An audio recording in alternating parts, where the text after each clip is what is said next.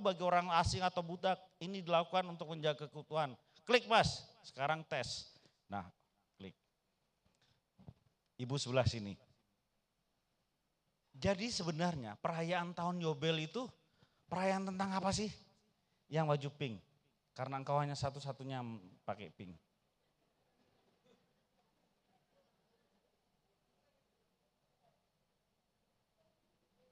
Sudah, Bapak yang ganteng seperti seniman. Kalau bicara tentang Yobel itu tentang apa sih? Dalam tradisi Israel. Nah, nyonya di samping. Kedamaian, mantap. Ibu yang pasangan biru dan merah. Bicara tentang tahun Yobel dan dalam tradisi Israel apa saja sih?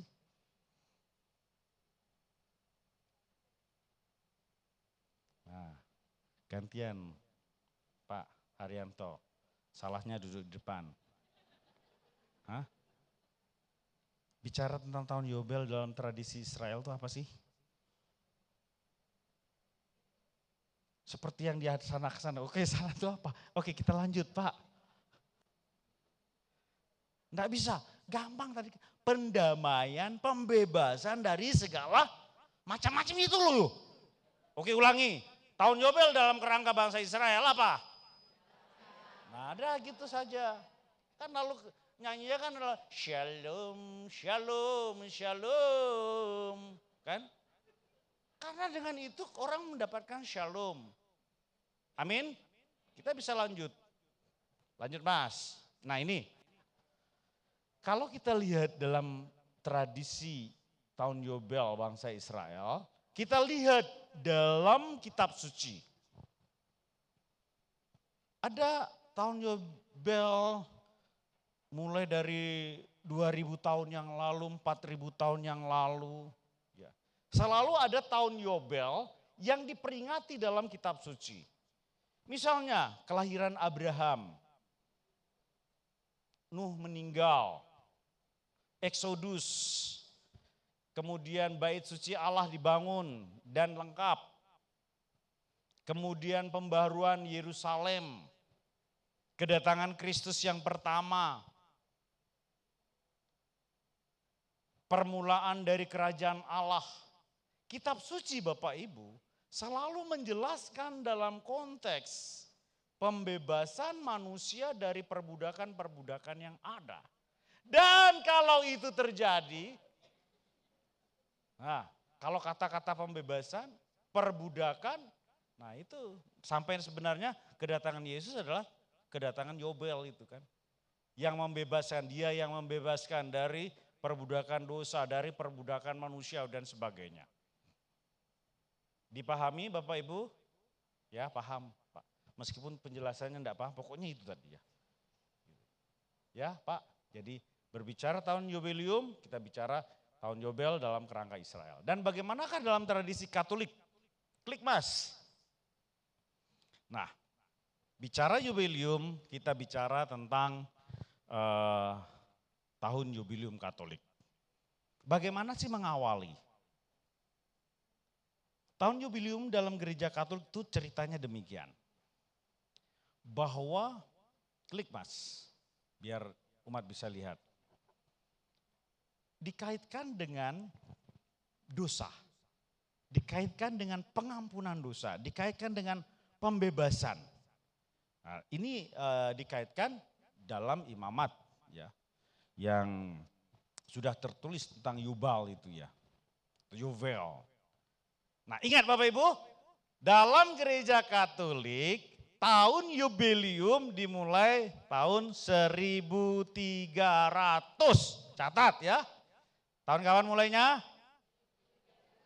Oke, nanti begitu dimatikan ingat ya tahun kapan Kap. Nah, tahun ini diwujud nyatakan oleh Paus Bonifasius ke-8 untuk tahun suci. Nah setelah itu Yobelium biasanya dirayakan setiap 25, 50 tahun dengan tambahan Yobelium luar biasa tergantung pada kebutuhan. Nah perayaan gereja Katolik biasanya melibatkan ziarah ke tempat suci di kota Roma. Dan deklarasi jubileum luar biasa kerahiman untuk tahun 2015-2016 sudah kita rayakan. Kebetulan di tahun kerahiman saya berada di sana, sehingga cukup merayakan secara asik ya. Saya dikirim kembali ke Roma untuk yang bibliodrama. Karena di tahun 2006 saya diminta untuk mengambil teologi spiritual, tahun 2016 diminta untuk mengambil bibliodrama. Jadi kita bisa lihat, Mas, matikan Mas. Nah, kita tes lagi di sebelah sini. Biar masuk ini, daripada datang-datang jauh-jauh dari Tangerang nih, naik kereta jam 4 pagi, setelah itu naik Grab, nih kalian nih. Nah, kapan jubileum gereja Katolik mulai? Ibu di sini Tangerang nih, Tangerang. Mereka sudah berkenalan secara intens dengan saya, cerita. Tahun berapa Bu? Oke, kalau enggak bisa jawab tanya temannya. Oleh Paus siapa? Sini jangan jawab, sini saja. Paket lengkap 3 hal. Dalam keadaan khusus, maka ada jubileum yang sangat khusus disebut dengan jubileum apa? Luar biasa. Pada dekade ini, tahun jubileum luar biasa, gereja Katolik tahun berapa Ibu? Jangan sana, jawab sini saja. Oke, masih ingat temanya? Misteri. Nah, pokoknya seperti itu ya, diulangi lagi. Gereja Katolik memulai tahun jubileum tahun 1300 oleh Paus Bonifasius ke-8. Dan ada saatnya juga gereja mengungkapkan karena kekhususan ada jubileum. Kalau saya biasa di luar ya, jadi itu ya. Baik, ini sudah ditangkap, pokoknya tangkap. Lanjut Mas, kita lihat ada jubileum dalam gereja Katolik. Nah bagaimana dengan jubileum 2025? Meskipun tadi Ibu Esther sudah memaparkan, Romo Paroki sudah memaparkan, tapi saya ingin mendalami, kita ingin mendalami lagi. Klik Mas. Jubileum 2025 mungkin sudah dipaparkan atau belum Pak? Saya tidak mendengar tadi karena tidak. Ini oleh Uskup Agung Rino Fisichella. Ulangi. Bukan Sela, Kela. Di bahasa Italia. Jadi Rino Fisichella mempresentasikan logo dan persiapan untuk tahun suci Gereja Katolik berikutnya pada konferensi pers 8 Juni 2022. Pegang ya sebagai pengetahuan, siapa tahu nanti ada pertanyaan tuh ya. Siapa tahu dapat lukisan itu kan. Jadi Rino Fisichella mengumumkan tanggal 28 Juni 2022. Apa saja? Silahkan klik Mas. Nah, untuk membentuk logo ini diperlombakan semua negara. Kita bisa berpikir berapa puluh ribu yang masuk untuk membuat logo jubileum sejak sebelum tahun 2020-an. Ya. Nah akhirnya logo inilah muncul. Diingat ya logo ini. Tadi uskup yang mengumumkan namanya Rino Fisichella. Pencipta yang menang adalah Giacomo Travisar. Giacomo Travisani. Orang Manggarai cocok gitu. Ada orang Manggarai di sini kok. Orang Manggarai itu NTT yang di dekat Labuan Bajo itu. Logatnya seperti Italia. Jadi Giacomo Travisani orang Italia. Ini logonya ya. Dia yang menciptakan. Jadi kalau tadi saya sebelum cukur mirip-mirip. Cuma tadi saya kan segera cukur tuh Bapak Ibu. Agar saya tidak mirip dengan dia. Nanti Bapak Ibu, oh ini Romo Gras pencipta. Memang kami sama-sama seniman tapi saya tidak sampai ke sini. Oke, kita lanjut Mas. Bagaimana kekuatan itu? Nah, diluncurkan logo ini setelah kompetisi seluruh dunia. Apa yang terjadi? Klik Mas. Nah, ada kekuatan di mana peziarah harapan karena gereja menyadari saat ini bagaimana keadaan dunia. Seakan-akan apakah masih ada pengharapan? Maka dalam bahasa Latin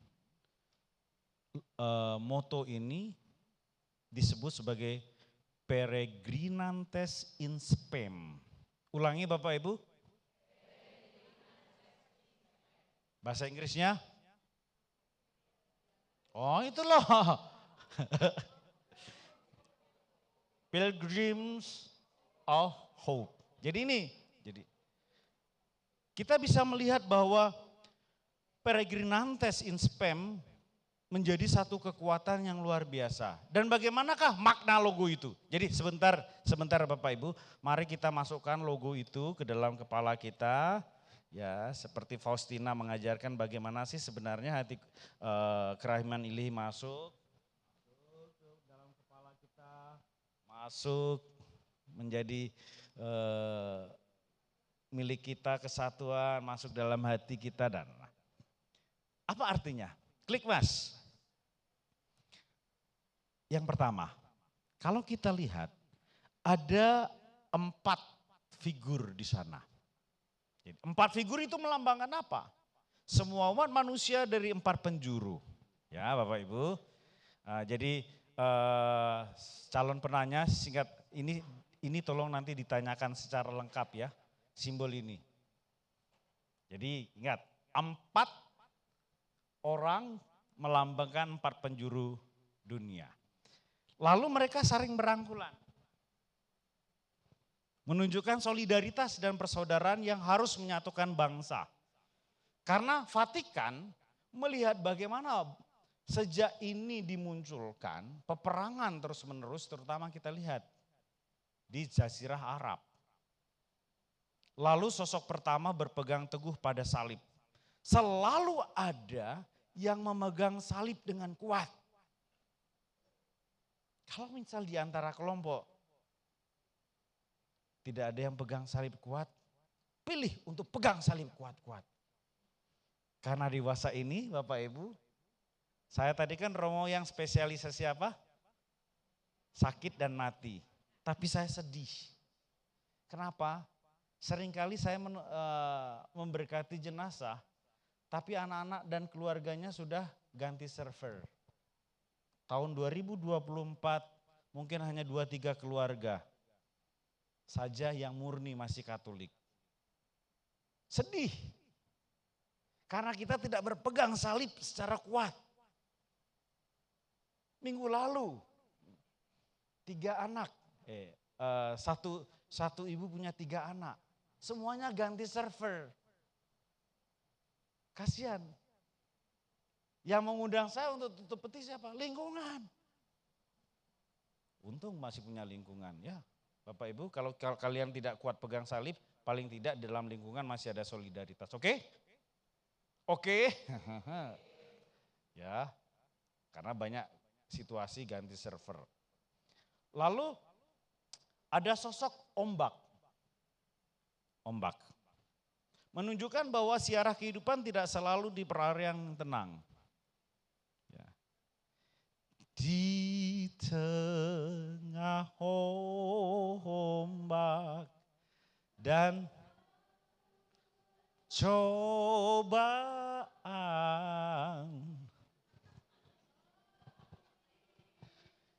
terhilang tujuan arah hidupku. Ya, cukup. Kita hanya biar logo ini benar-benar menjadi. Masih ada satu lagi simbolnya apa? Jangkar. Nah jangkar itu adalah bahwa digunakan metafora untuk orang yang selalu punya harapan. Jadi ini kekuatan bagi kita, baik MC siapkan pertanyaan yang sangat spesifik untuk tahun jubileum. Loh you harus dengar saya. Hah? Oh saya yang nanya gitu ya. Bisa dibolak-balik. Jadi nanti kalau silahkan jelaskan dalam bahasa Inggrisnya, kan asik. Bahasa Latinnya, oke. Jadi Bapak Ibu pegang ya. Oke, kita matikan, lihat logonya ada 4 orang menandakan 4 penjuru dunia. 1 orang harus pegang salib agar hidup itu kita tidak lepas dari Kristus. Ada ombak yang ada bahwa hidup kita tidak selalu tenang. Dalam Matius bab 14 kan ya bagaimana Yesus berjalan di atas air dan kemudian ada jangkar. Hidup yang penuh dengan harapan. Lanjut Mas. Nah, bagian-bagian ini kita lewati saja. Karena yang jelas bahwa segala sesuatu bersifat, sampai stop sini.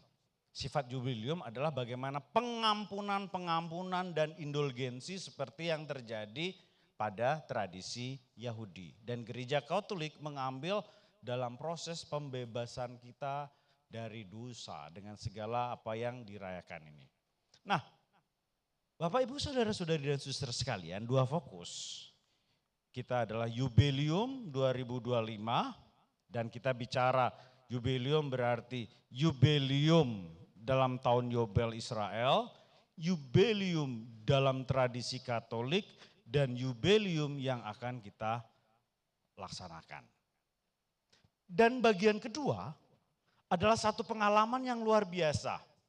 Kita punya satu tokoh yang dapat menunjukkan bagaimana pengalaman energi Jubilium itu sendiri, yaitu Bunda Maria. Dalam semua kesempatan ketika bicara tentang Maria, yang ada adalah kesempurnaan. Terlebih lagi kalau kita mengangkat diri, ziarah kita, perjalanan kita adalah ziarah pengharapan. Bunda Maria adalah bunda pengharapan, bahkan ratu pengharapan. Kita tidak berbicara tentang ratu pengharapan. Tapi kekuatan Maria dapat menjadikan contoh-contoh dalam kehidupan. Lanjut Mas, dan kita berbicara dalam Biblioterama. Ini sekedar contoh bahwa saya mengikuti bagaimana Biblioterama internasional untuk dapat menjadi fasilitator. Lanjut Mas, ini tidak perlu ya. Bahwa ada teknik, ya, teknik untuk menyelami isi kitab suci dalam cara yang bagi saya luar biasa. Biblioterama